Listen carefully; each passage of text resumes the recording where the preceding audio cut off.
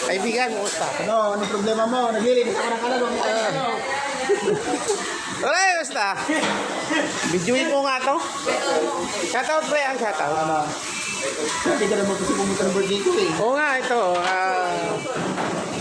Nag-dibo siya nung birthday. Hindi ako nakapunta. In-invite niya ako. Sorry. So, Chip, anong specialty mo? Wala. Ay, ang specialty niya, oh. Yempo. Fried yempo. Chip. Ayos na talaga.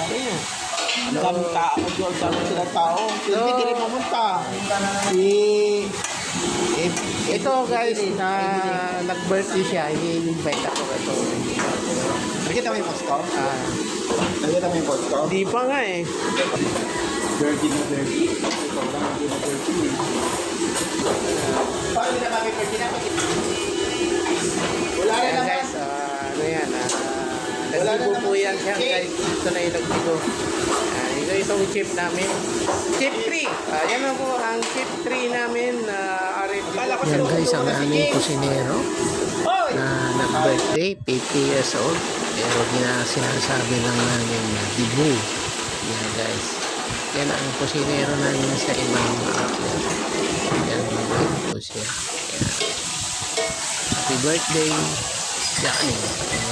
Destiny Rose. Yan ang anyang pangalan. Mabait po siya. Isang kusinero, isang chip. So chip yan ang Isang special chip outlet. mo no? Destiny Rose. Yempo fried. 50 Bagnet. Oh yan. Sarap yan guys. happy birthday, kaibigan.